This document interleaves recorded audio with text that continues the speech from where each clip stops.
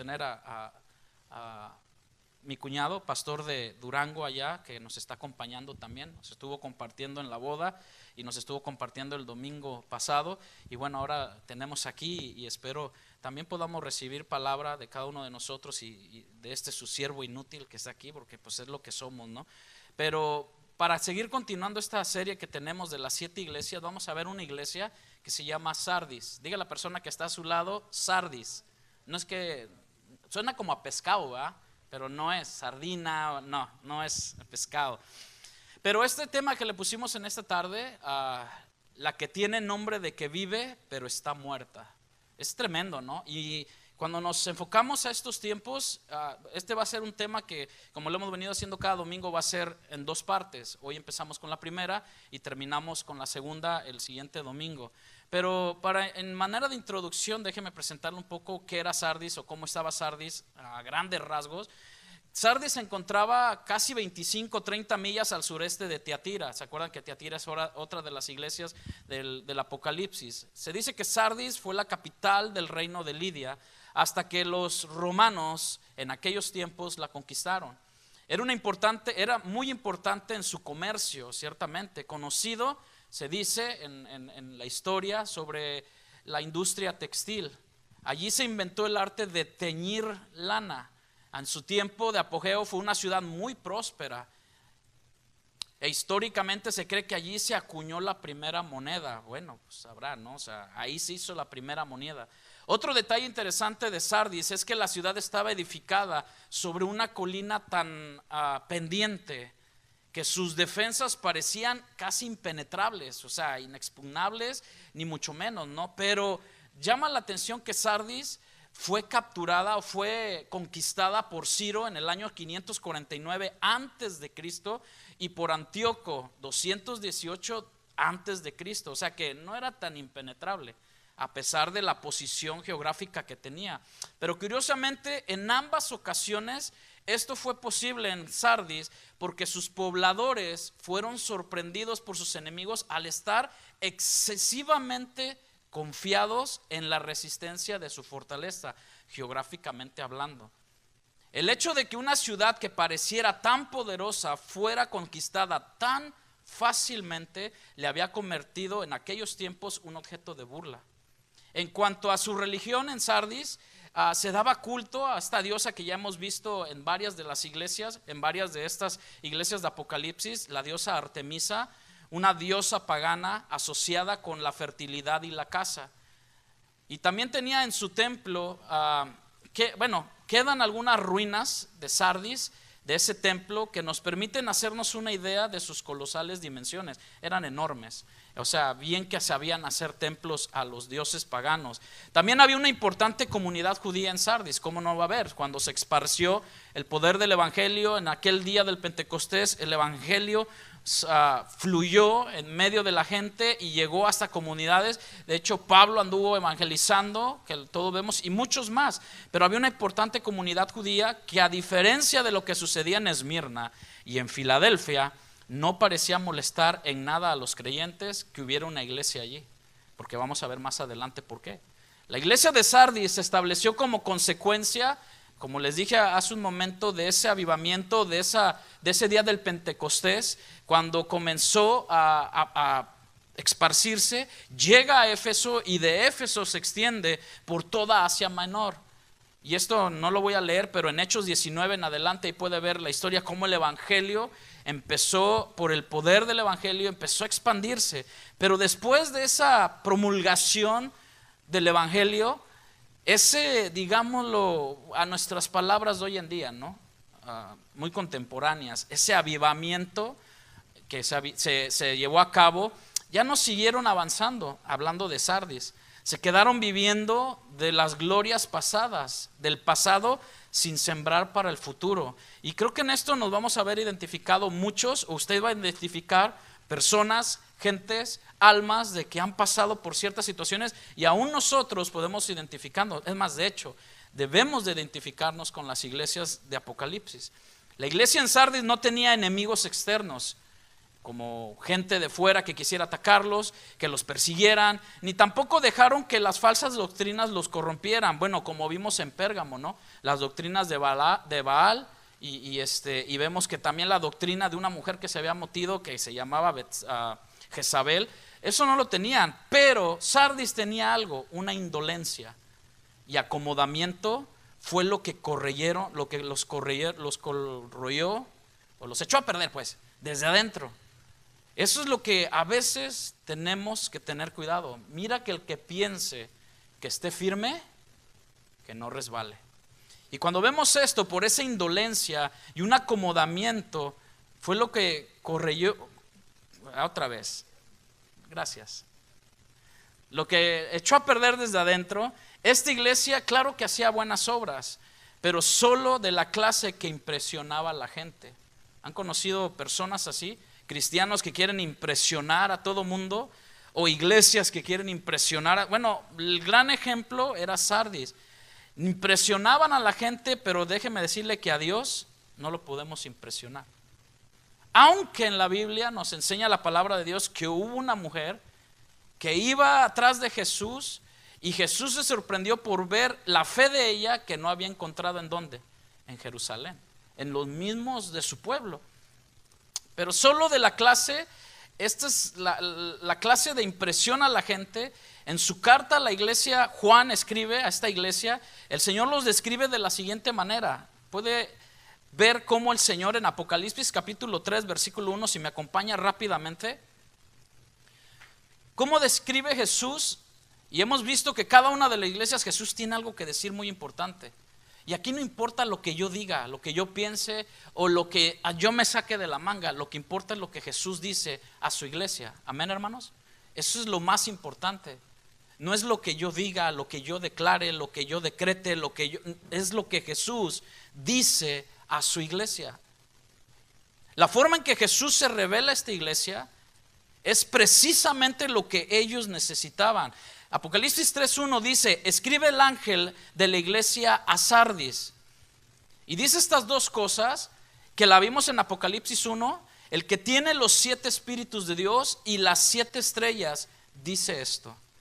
Los 7 espíritus de Dios, en el capítulo 1, versículo 4 y 5, Juan escribe y dice: a las 7 iglesias que están en Asia, gracia y paz a vosotros, del que es y que era y que ha de venir, y de los 7 espíritus que están delante de su trono, y de Jesucristo, el testigo fiel. Y luego dice: el primogénito de los muertos y el soberano de los reyes de la tierra. Vaya para que pongamos a pensarnos que si verdaderamente importa lo que Jesús piensa y dice de su iglesia, ¿o no, hermanos? A veces muchos de nosotros queremos saber qué es lo que piensa la gente de mí, que ciertamente debemos de tener cierta reputación delante de los hombres, amén, pero tenemos que preocuparnos más qué es lo que Dios dice de cada uno de nosotros. ¿Estamos aquí? Es lo que debemos, porque a mí me interesa saber qué es lo que pensaba, y eso se lo voy a poner fácil. En el libro de Job había un pensamiento de 3 amigos y de su esposa que tenían sobre Job, pero Dios tenía un pensamiento de Job muy diferente a lo que Job era, amén. La importancia de ser conocidos por Dios es elemental en el cristianismo, y de nosotros decir que le conocemos.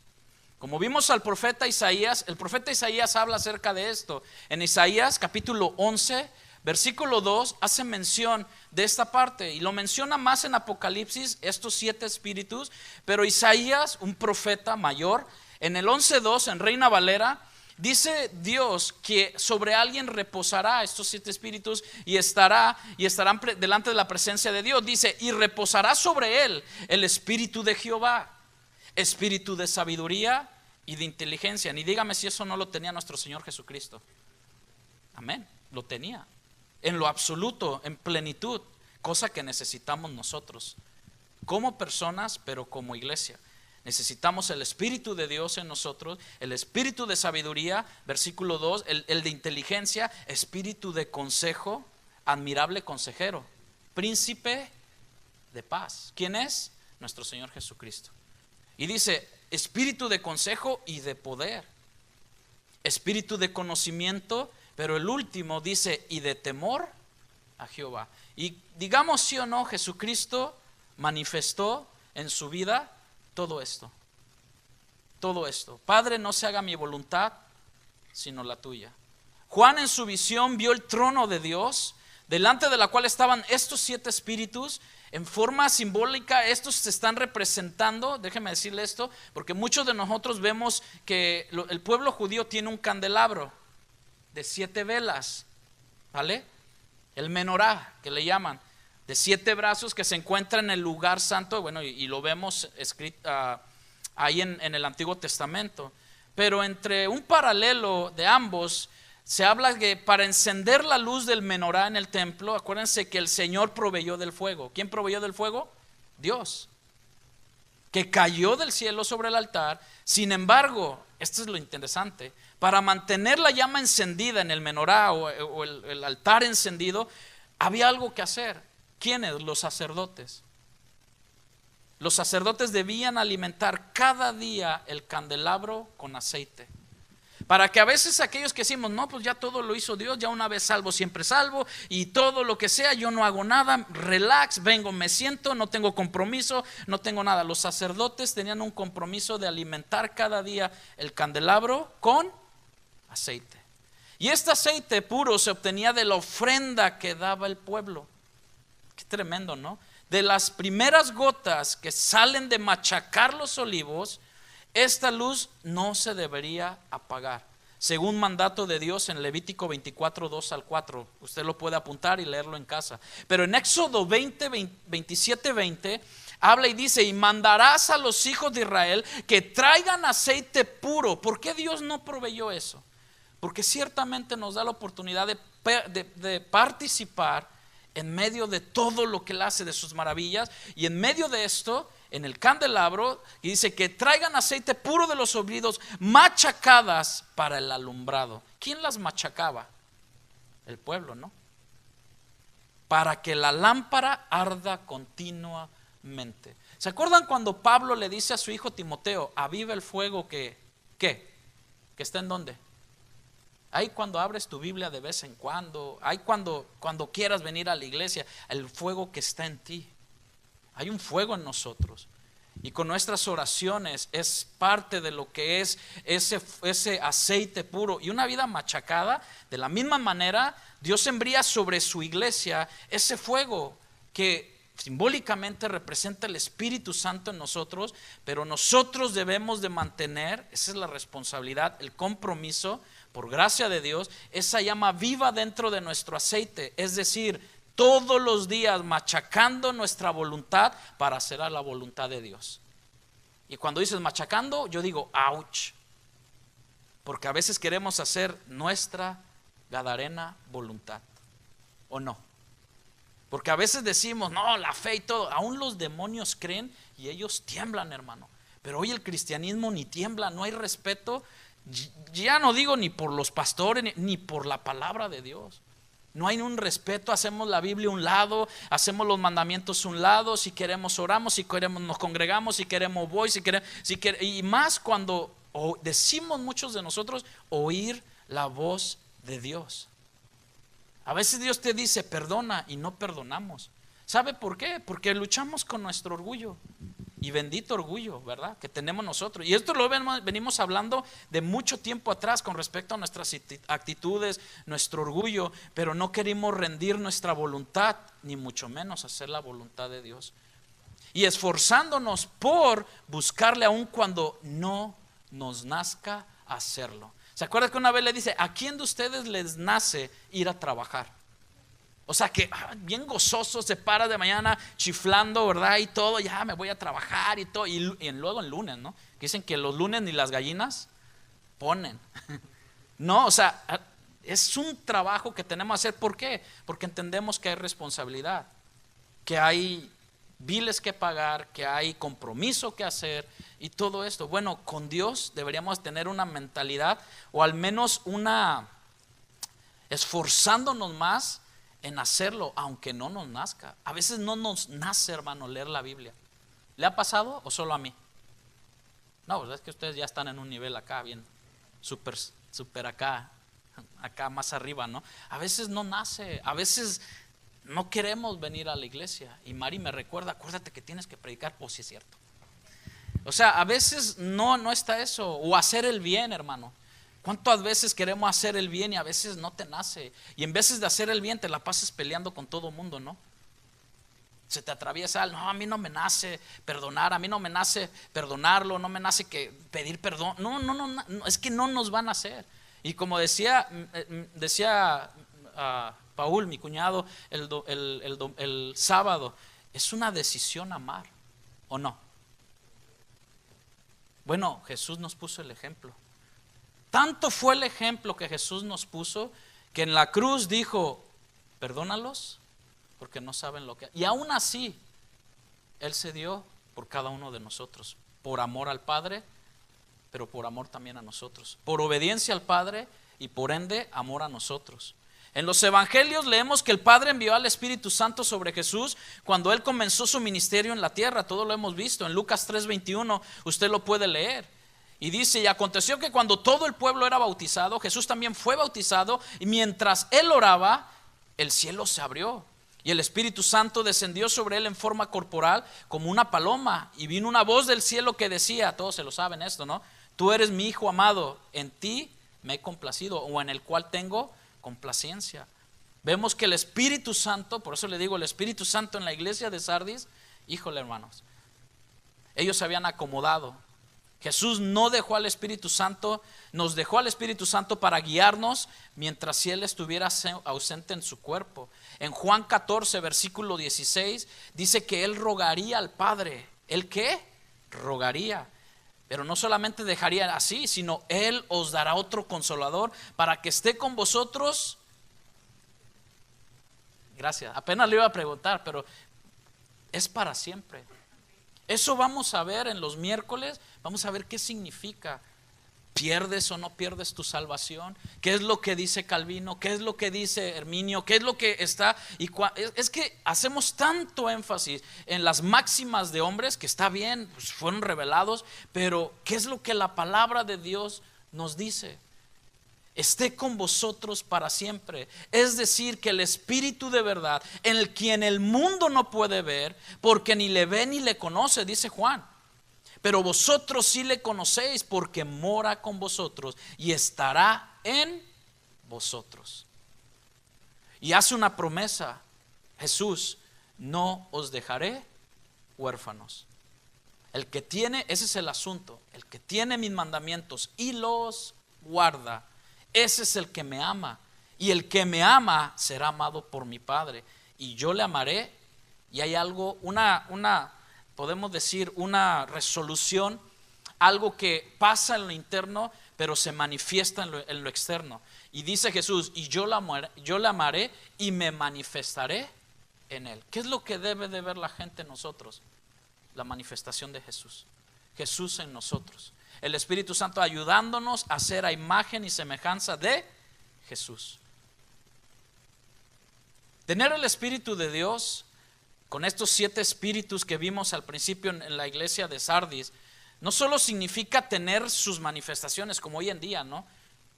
Lo crucial es la obra que hacen nuestros corazones y el alma. Eso debería ser. Es la transformación que viene desde dentro para afuera. Y eso produce luz y testimonio en el mundo. Por eso Jesús dijo: ustedes son la luz del mundo, ustedes son la sal de la tierra. No dijo ustedes podrían ser o deberían, ustedes son. Es un hecho de que Cristo en nosotros y nosotros en Cristo debemos de ser luz y testimonio al mundo. Pero si permitimos que el Espíritu de Dios se manifieste en nosotros, veremos esto. ¿Qué veremos? Su sabiduría, su inteligencia, su conocimiento, el bendito consejo de Él, su poder y temor de Dios. Porque Proverbios 1:7 lo hemos dicho, el principio de la sabiduría es el temor al Señor. Y esto, hermano, nos irá transformando a esa imagen día tras día, mes tras mes, año tras año. El Señor manda su Espíritu sobre nosotros y nuestra responsabilidad será mantener ese fuego vivo. Por eso Pablo le dijo a Timoteo: no te avergüences de tu juventud, que no tengas en poco tu juventud. Y la carta de Timoteo es una carta pastoral ciertamente, pero también una carta que nos confronta y que nos anima a seguir perseverando en la fe.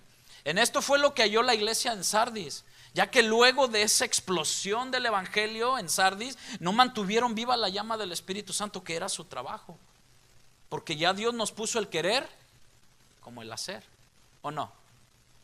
Pero aquel cristiano que no desea orar, que no desea leer la palabra, que mucho menos desea congregarse, que mucho menos desea un discipulado, y que mucho menos desea saber que tiene un talento y no dárselo a Dios, ¿qué clase de cristiano sería? ¿O cómo estará su fuego, no? Hay una responsabilidad que nosotros debemos de mantener esa llama del Espíritu Santo. Se volvieron ellos religiosos, con nombre de que viven, pero están o estaban muertos. Esto nos recuerda que ni nosotros como creyentes, ni tampoco la iglesia es un conjunto. Podemos mantener nuestra vida, mis amados hermanos, espiritual por nosotros mismos. No es un conjunto de que nosotros podemos mantenerla por sí solos. Necesitamos el poder del Señor Jesucristo, que nos viene por su Espíritu Santo. Amén. Por eso Él lo dejó y está ahí. Pero bueno, y las 7 estrellas, ¿qué podemos decir de las 7 estrellas con respecto a estos 7 espíritus y el Espíritu Santo en nosotros? Por eso el cristiano se basa en: Señor, no se haga mi voluntad sino la tuya. Tengo que salir de viaje, y se inclina y no, es que a veces tenemos nuestros deseos por encima de muchas cosas. Hasta alguien me decía una vez: ay, ustedes hasta por qué carro vas a comprar y todo, tienes que pedirle a Dios todo. Bueno, ¿qué piensan ustedes? Pues deberíamos, ¿no? Señor, dame la guianza, porque si no, ¿qué pasa después? Es un ejemplo. Ay, ¿a poco tienes que pedir por la quien te vas a casar o con el quien te vas? Y si te sale un ogro o una Fiona, Fiona de día y Fiona de noche, hay para escoger, ¿no? Los 7 estrellas, hermanos, nos dice que también tiene estas 7 estrellas en Apocalipsis 3, que como recordamos eran estos ángeles y mensajeros. De Apocalipsis también lo menciona en el 1:20. Ellos también aparecen aquí bajo el control de Cristo. Podemos decir que tanto el Espíritu Santo como los líderes espirituales de la iglesia están en la mano de Cristo, de Dios, y son esas causas de bendición, o le decimos canales de bendición para la iglesia. Saben que Dios estableció apóstoles, pastores, maestros, ¿para qué? Para edificación de su reino de ellos. ¿Así dice la Biblia? No, para edificación del cuerpo de Cristo. El problema es que ahora el pastorado, o bueno, ya el pastorado ya es un nivel más bajo, ahora es apostolado, ¿verdad? O profetas, ya es algo más, un nivel más arriba. Pues se ha aprovechado de esta parte, pero el que se hayan aprovechado de esta parte no minimiza de que Dios llama a apóstoles, o llamó apóstoles, a pastores, maestros. El problema es que todo está tan revuelto que la iglesia se ha vuelto, bueno, no hay problema, en vez de ser bendición, son de piedra de tropiezo para muchos. Este significado de las 7 iglesias también se explica en el capítulo 1:20. Estas 7 estrellas, las 7 estrellas representan a estos 7 mensajeros, simplemente. No son las que ya quitaron una, dejó de ser estrella aquella y todo. Bueno, en la antigüedad, déjeme decirle esto, me han gustado ver películas de los piratas o de barcos y todo, pero acuérdense que las estrellas en aquellos tiempos eran utilizadas como esos medios para guiar a uno en la dirección correcta, ¿sale? O sea, se basaba a ver las, y es más ahorita, a ver las estrellas. Claro, ahorita ya se utiliza la brújula y la famosa Siri, ¿no? O la Google, o yo no sé cuál utilice usted. Pero pues la mujer que lo manda donde quiera. Le hacemos más caso a esa mujer que en casa. Pero es el GPS mentado. Pero en la antigüedad eran las estrellas que guiaban a los barcos, y después se empezó a desarrollar esa parte de hacia dónde estaba cada estrella y se dirigían. Bueno, estos 7 mensajeros, estas 7 estrellas, están en la mano derecha del Señor, lo habla la palabra.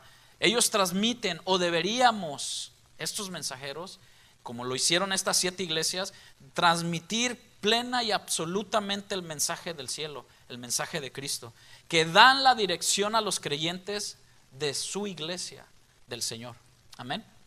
No apapachar el oído, no confrontarte con el pecado, o sea, haciéndote creer psicológicamente, que es lo que se trabaja hoy en día desde los púlpitos o púlpitos hablando youtuberos y todo eso, de quererte susurrar al oído de que no te preocupes, todo va a estar bien, y ya no digas pecado, ya mejor llámalo un error o una caída y todo eso.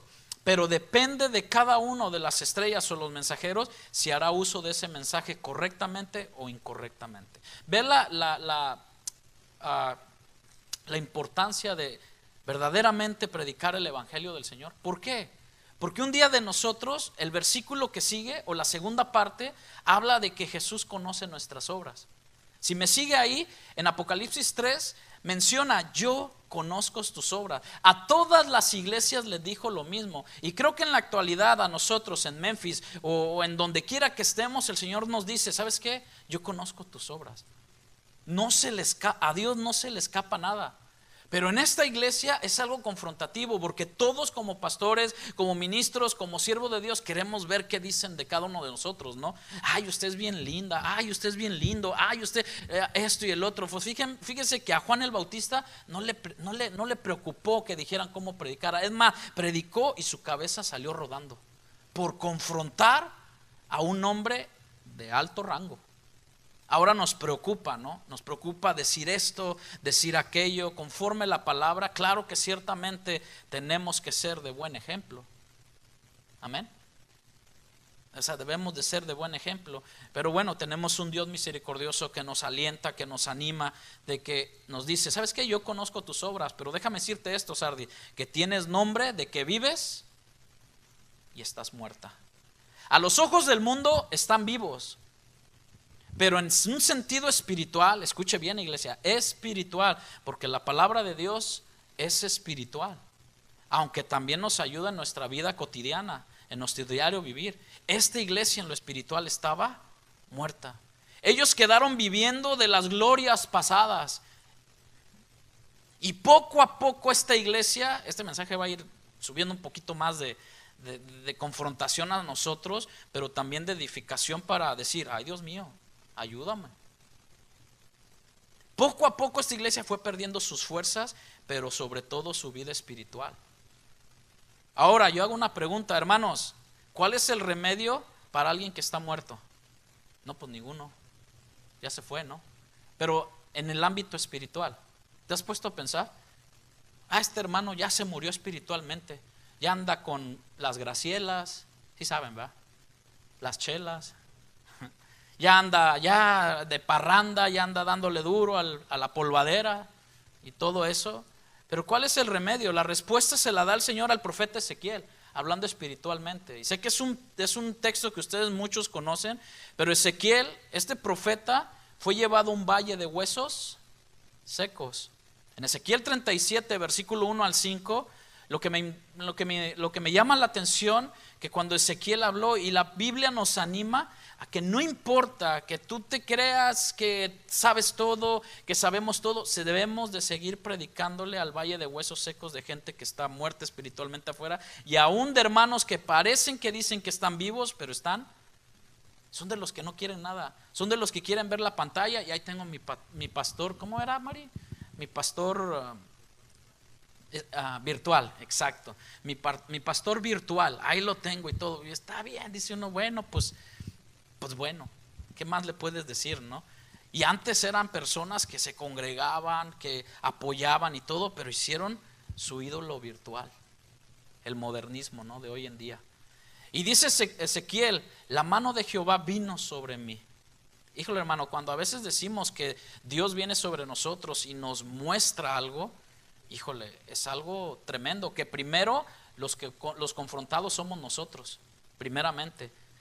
Y me llevó en el espíritu de Jehová y me puso en medio de un valle que estaba lleno de huesos, y me hizo pasar cerca de ellos por todo alrededor. Y he aquí que eran muchísimos sobre la faz del campo, y por cierto, secos en gran manera. ¿Se acuerdan cuando esta palabra aparece aquí? Pero ¿se acuerdan cuando en el Antiguo Testamento, en Génesis, dice que todo lo que hizo Dios y lo vio, dijo que era bueno en gran manera? O sea, vasto, o sea, algo hiper que tú dices, esto es buenísimo. Pues cómo no, frutita, lechuguita, ahorita son carnitas, chivo, tortillas, azúcares. Bueno, no voy a entrar en eso, que hace hambre, ¿va? Pero dice, eran huesos que estaban, o sea, estaban requete secos. No es la carne seca que se come usted. Y me dijo, hijo de hombre, ¿qué harías si Dios te hace esta pregunta? Hijo de hombre, ¿vivirán estos huesos? No, este ya no tiene remedio. No, aquel ya quién sabe si se vaya a salvar. No, fíjate lo que hizo. No, se va a ir directito al infierno. Muchos decimos, ¿no? Podemos caer en esa arrogancia. Y ciertamente porque ven los frutos, ¿no? Pero Ezequiel responde y dije, Señor, ¿sabía Ezequiel de quién era el poder, la sabiduría, el conocimiento, el poder para hacer de alguien de la miseria, hacerlo su siervo? Amén. Y todo eso es el poder del evangelio. Por eso no nos avergonzamos, porque es poder de Dios para salvación. Y dijo Ezequiel, tú lo sabes todo. Me dijo entonces, fíjese qué humildad de Ezequiel. Señor, tú lo sabes. Pero tuvo una responsabilidad Ezequiel. Tú y yo tenemos una responsabilidad. ¿La quieres tomar? Es más, si eres salvo, nacido de nuevo, tenemos una responsabilidad de ir y predicar el evangelio. Y a Ezequiel le dijo, profetiza sobre estos huesos y diles, huesos secos, oíd palabra de Jehová. Así ha dicho Jehová. No dijo Ezequiel, así digo yo. Esta es mi profecía, esto es lo que yo aprendí en el Instituto de Profetas para las Naciones. No, dijo Ezequiel, así ha dicho ¿quién? Jehová, el Señor, a estos huesos. He aquí yo hago entrar espíritu en vosotros y viviréis. La gloria es para el Señor, hermano, no para nosotros. Somos siervos inútiles. Eso es lo que somos.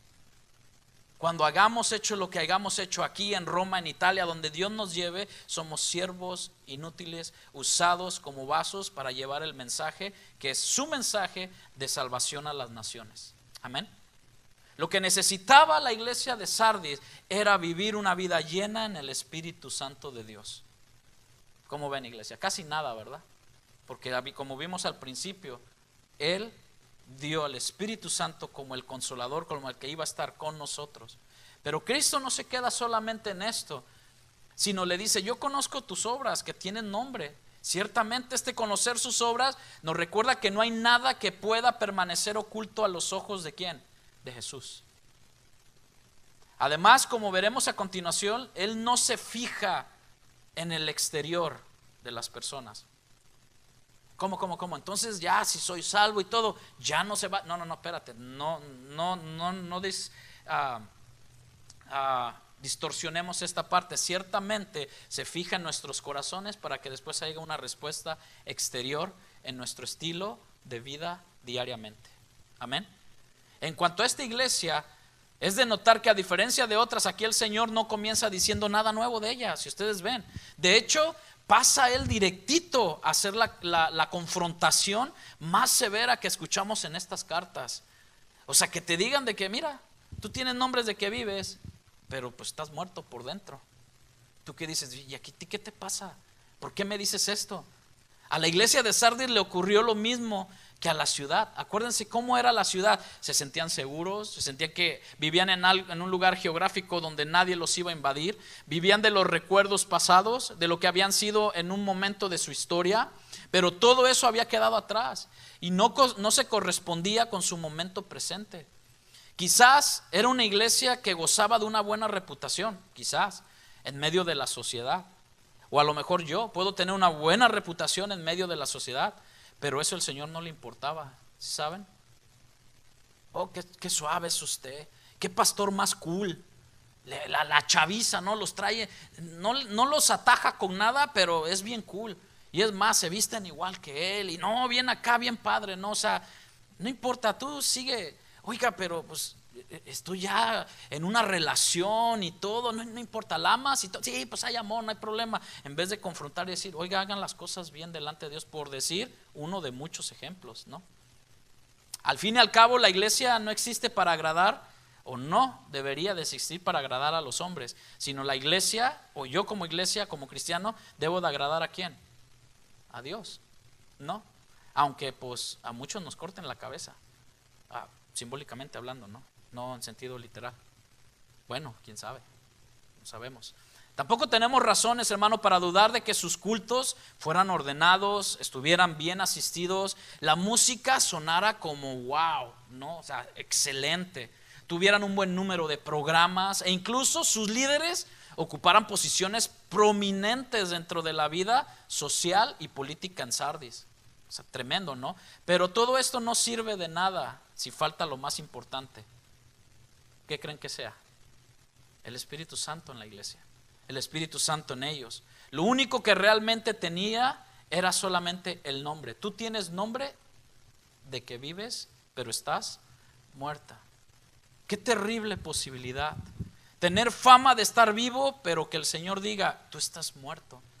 ¿Han escuchado de ustedes, me imagino, en la farándula de Hollywood y todo, de artistas que lo tienen todo, ¿no?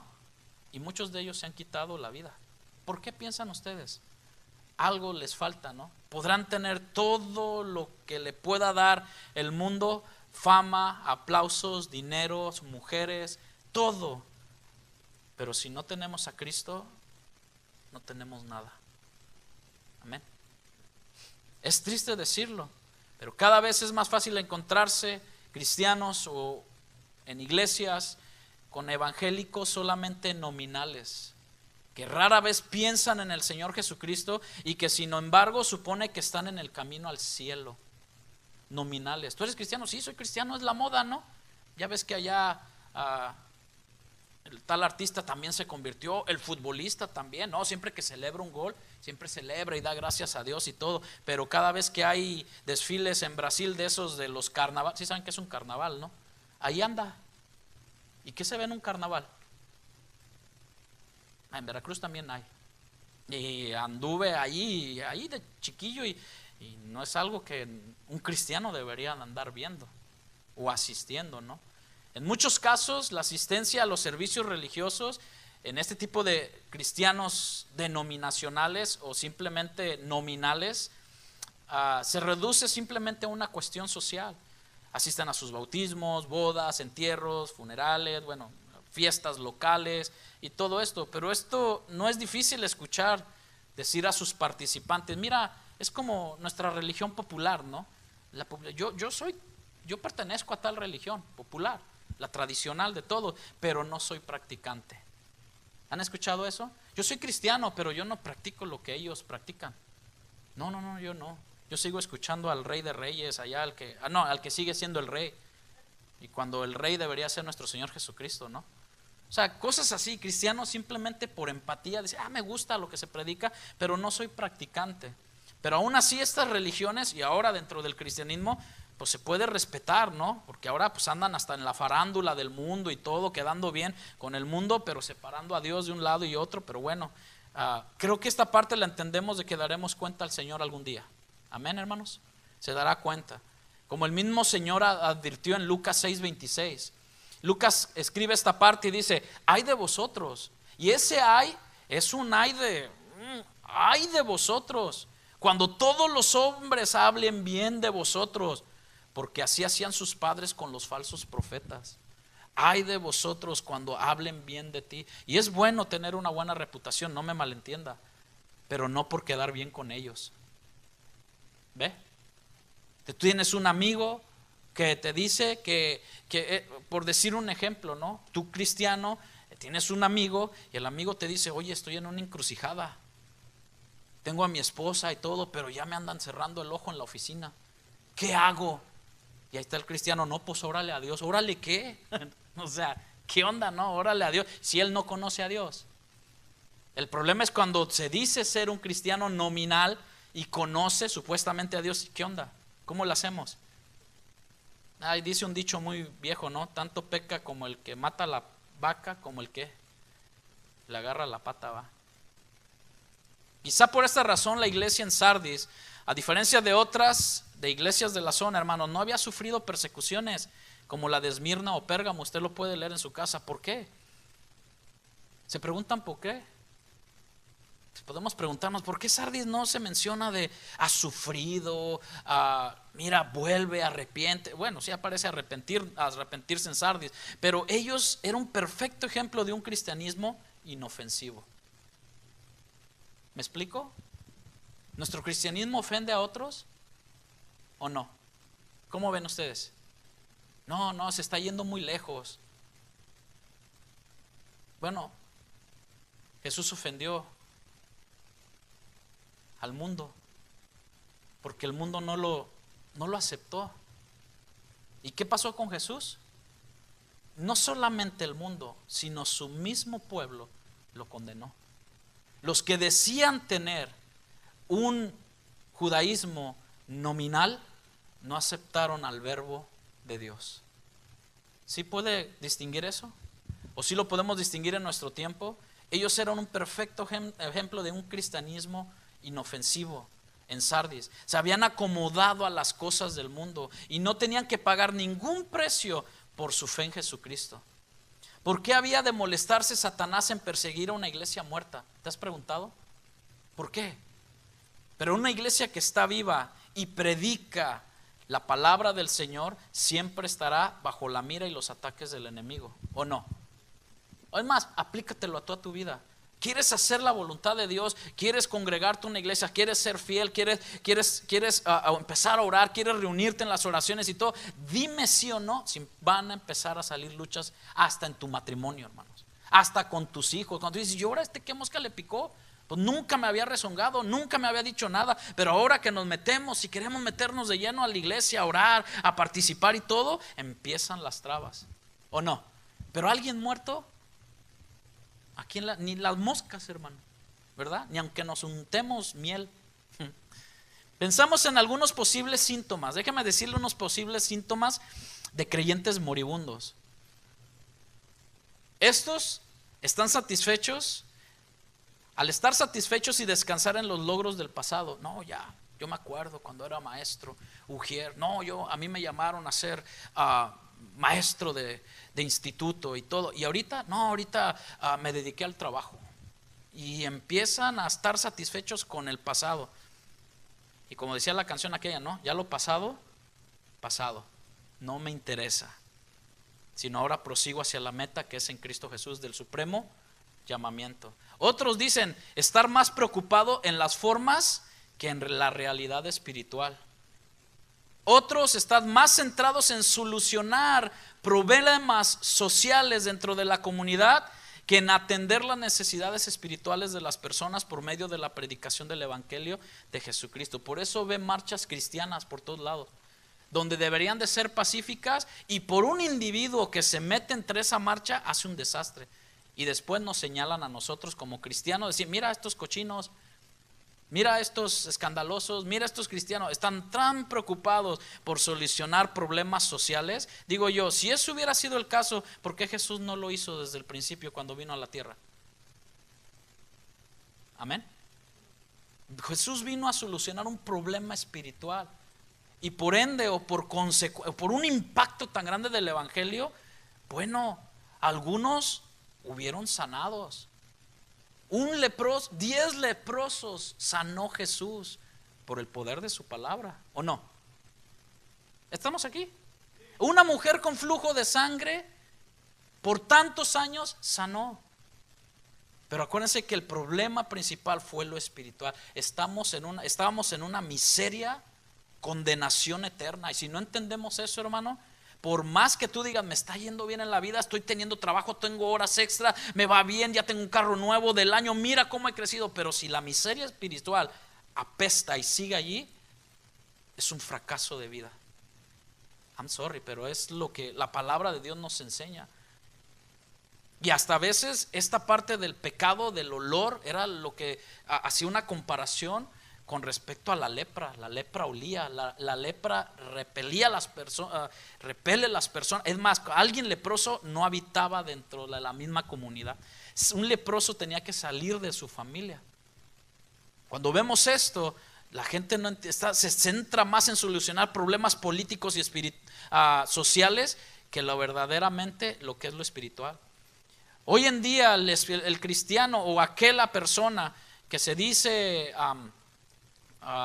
creyente moribundo, tener más interés por las cosas materiales que en las espirituales.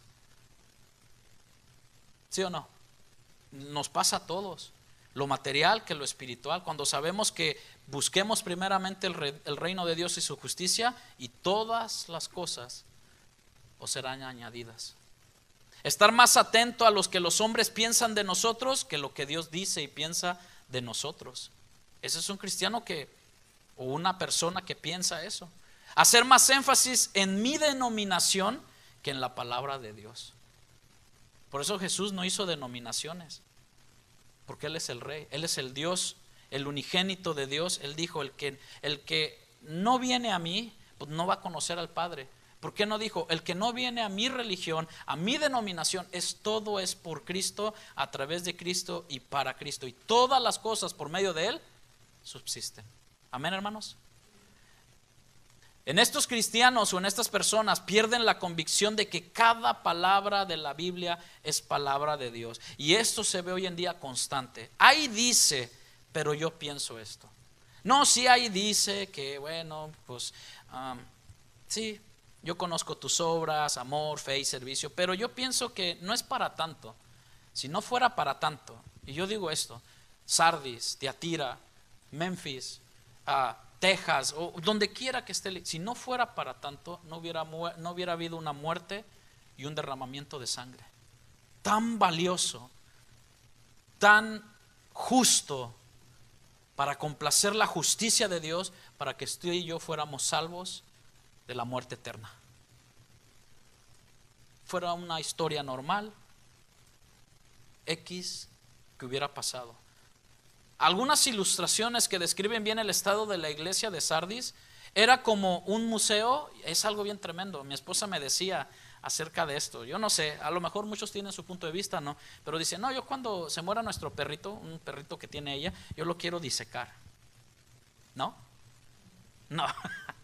No, se crea. No, ella quiere hacerle, bueno, pues vamos a hacerle esto y todo, pero sí una parte en la cual de tener eso con el perrito y todo, de darle su sepultura y todo eso. Pero hay gente, o más bien vemos en el mundo entero, de que hay animales disecados. ¿Sí lo han visto? Que parecen vivos, pero están muertos. Es tremendo. Sardis era como un museo de animales disecados. O sea, tú tienes apariencia de que vives, pero estás muerto. Usando la expresión que el Señor aplicó, y con esto, fíjense cómo Jesús lo dijo a los judíos. Y era algo confrontador. Ustedes son sepulcros blanqueados. Y a Sardis, como le dice, mira, ustedes son un museo de animales muertos. O sea, dicen que viven, pero están muertos. Flores artificiales ¿A quiénes les gustan las flores artificiales? ¿O que les gustan las flores naturales? ¿A quiénes les gusta? Tienen un olor, ciertas flores, ¿no? Bueno, ¿qué les gusta más? ¿Las artificiales sin olor o las naturales con olor? Jesús da un llamado de atención en Apocalipsis 3, 2, 3 y le dice esto, y con esto voy desenlazando esta última parte para dejar el próximo domingo lo que sigue. Apocalipsis 3, versículo 2, le dice el Señor a Sardis, ponte en vela y afirma las cosas que quedan, que estaban a punto de morir, porque no he hallado completas tus obras delante de mí. Acuérdate, pues. Fíjense que a veces muchos de nosotros somos de memoria selectiva. Hay cosas que queremos acordarnos y hay cosas que no queremos acordarnos. Pero el Señor nos dice y le dice a la iglesia de Sardis, acuérdate pues de lo que has recibido y oído, guárdalo y arrepiéntete. Recibir, oír, guardar y arrepiéntete. Por tanto, si no velas, vendré como ladrón y no sabrás a qué hora vendré sobre ti. ¿Qué es ponerse en vela? Es mantenerse despierto o vigilar.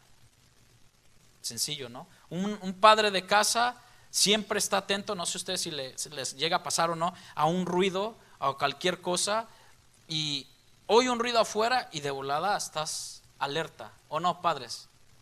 ¿No? ¿No? Te rolas, ¿está bien? Noqueado. Bueno, despiértate, cuida a tu familia. Bueno, es que simplemente a veces tenemos el sueño pesado, ¿no? Pero mantenerse, en esta parte mantenerse en vela es despertar, estar vigilante. Acuérdense que Sardis había perdido esa parte porque pensaron de que estamos seguros, ellos están bien, yo estoy bien, todo está bien, decían, ¿no? Pero hay un refrán muy popular con respecto a esto, y creo que todos ustedes se lo saben: no te duermas en tus laureles. ¿Lo han escuchado? No te duermas en tus laureles. Pero espérense, hay otro: camarón que se duerme se hace ceviche. No, se lo lleva a la corriente. Pero lo pongo esto: cristiano que se duerme se lo lleva a la corriente del mundo. De un día, mira hermano, costó tanto la salvación del hombre que en un día o un otro, o sea, no es que, no lo quiero llevar al punto de que la pierdes rápido, porque no, sino que es tan fácil caer en las distracciones del mundo para nosotros como parejas, como jóvenes, que tantito le das una cosita de nada abierta al diablo y entras un desastre. ¿Sí o no?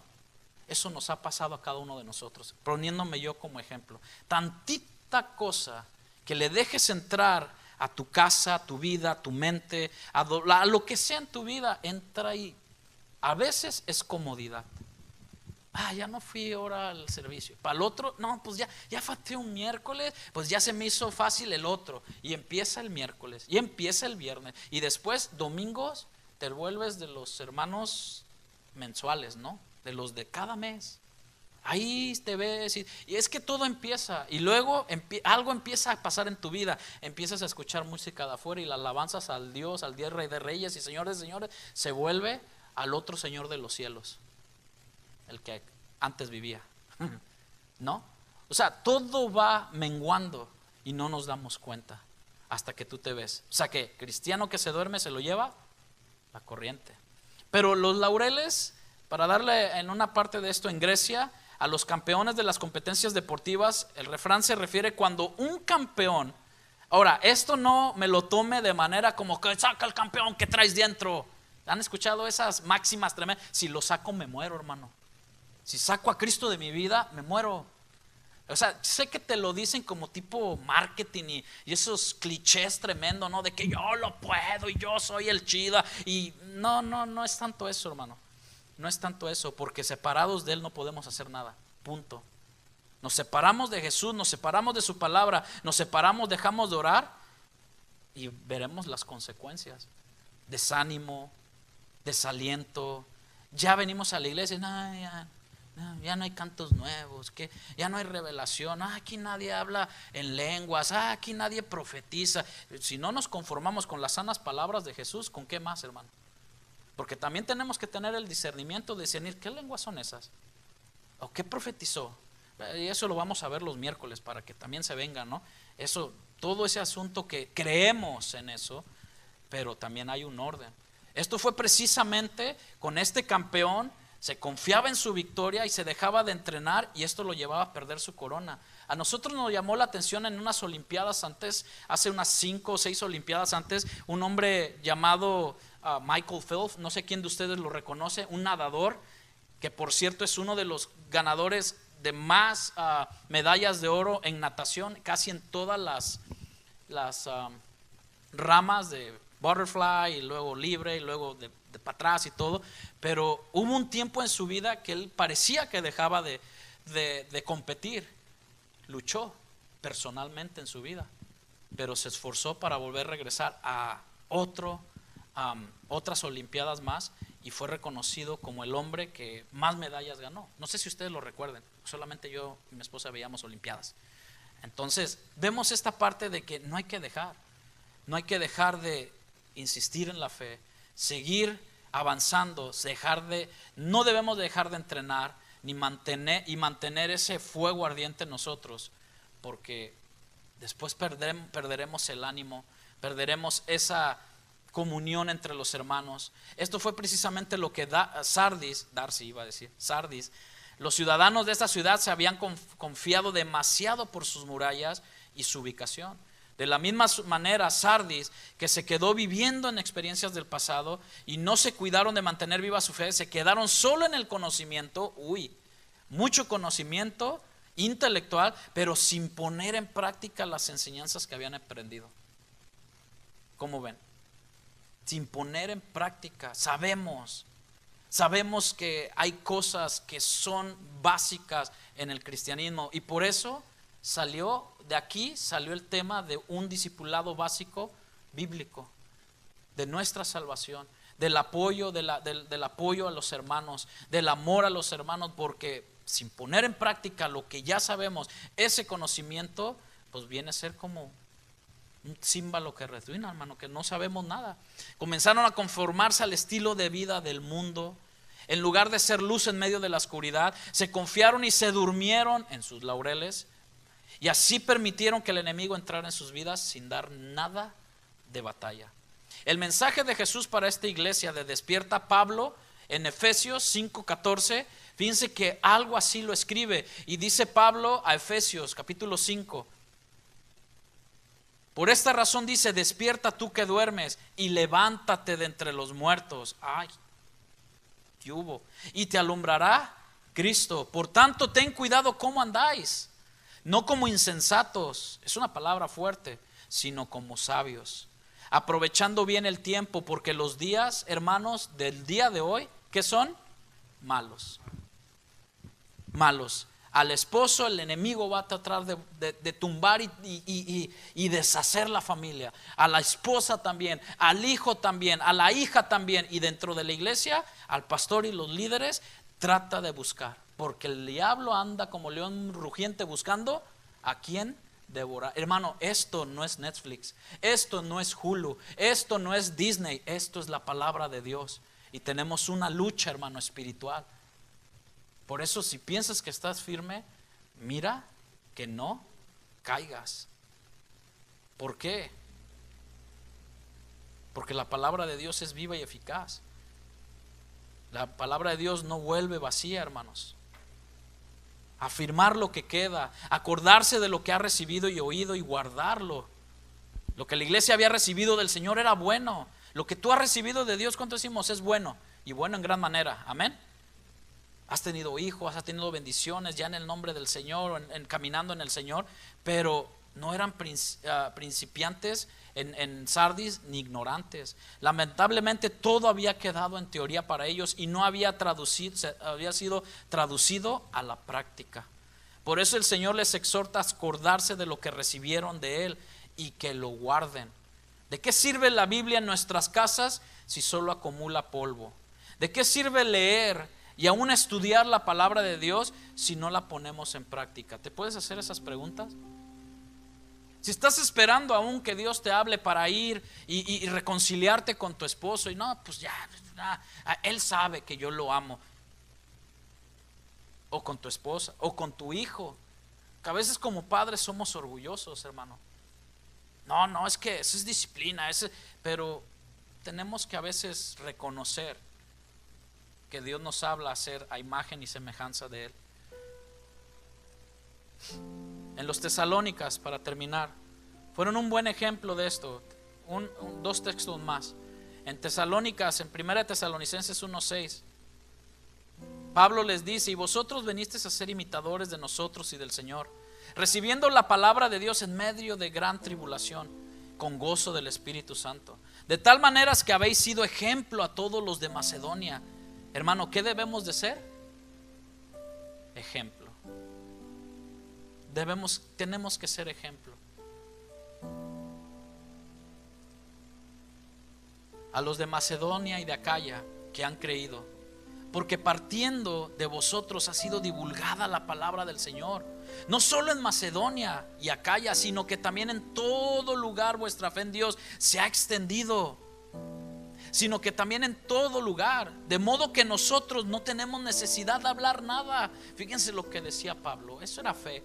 Porque ellos mismos cuentan de nosotros la manera en que nos recibisteis y cómo os convertisteis de los ídolos a Dios para servir al Dios vivo y verdadero.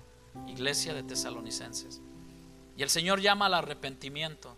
No solo es sentir remordimiento, hermanos, ni compunción. El arrepentimiento comienza con un reconocimiento de mal que uno ha hecho. Pero ese es solo el principio, pues debe seguir un cambio en nuestra vida. La palabra para este en el original es literalmente regresar, volver. ¿Se acuerdan cuando le dice a la primera iglesia? Dice, vuelve y ve de dónde has caído. Dios quiere que hagamos las cosas que Él dejó. En Mateo 3, versículo 8, este es el último texto que termino. Es un texto muy pequeño. Y Jesús, sabiamente en Reina Valera lo dice así: haced pues, mis amados hermanos, si Sardis hubiera atendido este mensaje que va a ser más adelante, que dice arrepiéntete, arrepiéntete.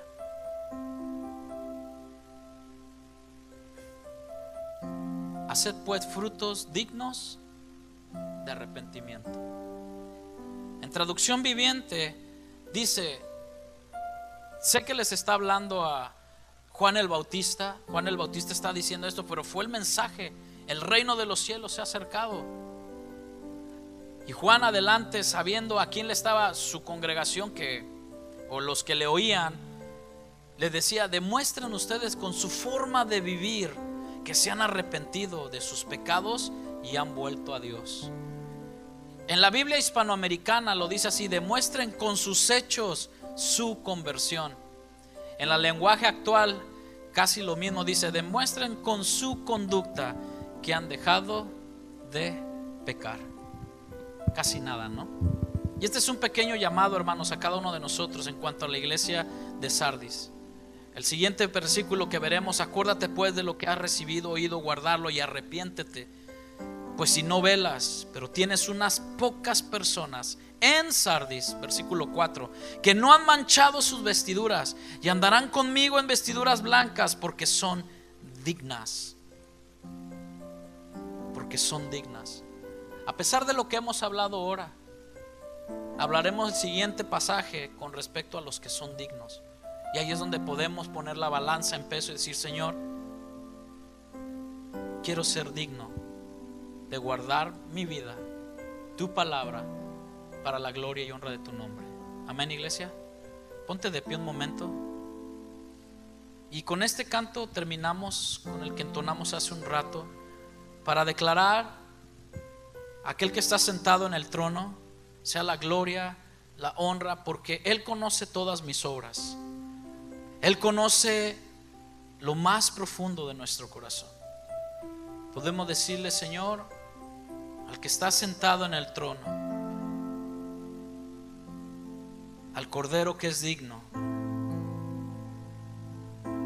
a ese Cordero Santo que escudriña nuestros corazones, nuestras actitudes, nuestros comportamientos, que Él ve nuestro pecado, que Él ve nuestras intenciones, que Él ve nuestro comportamiento. A ese Cordero Santo en el trono, y al Cordero de Dios, dígale: la honra y la gloria para ti, Señor. la gloria, La honra y el poder por siempre.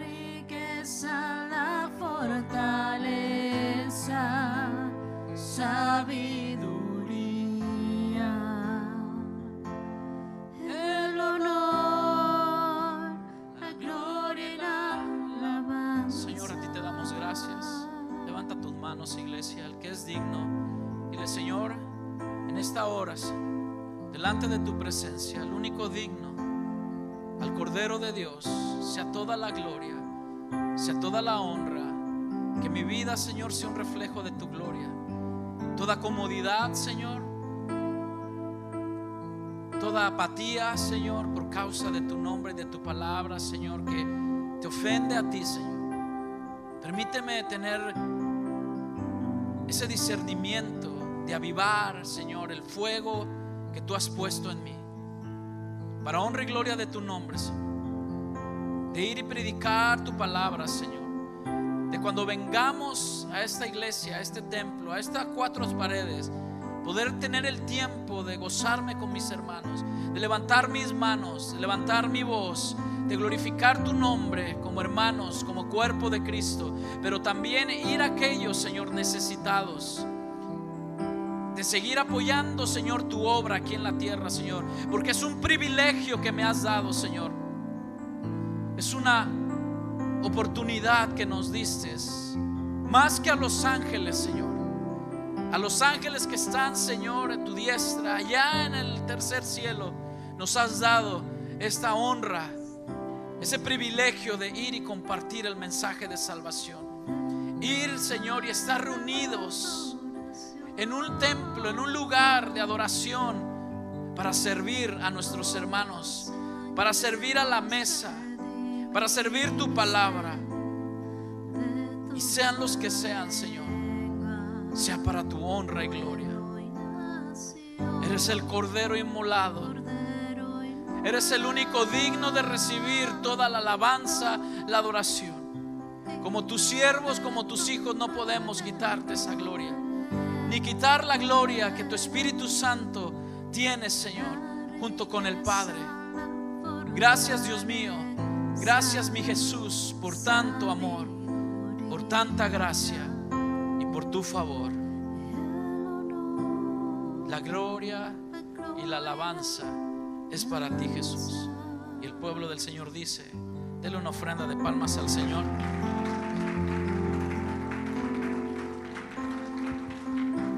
Señor, te damos gracias.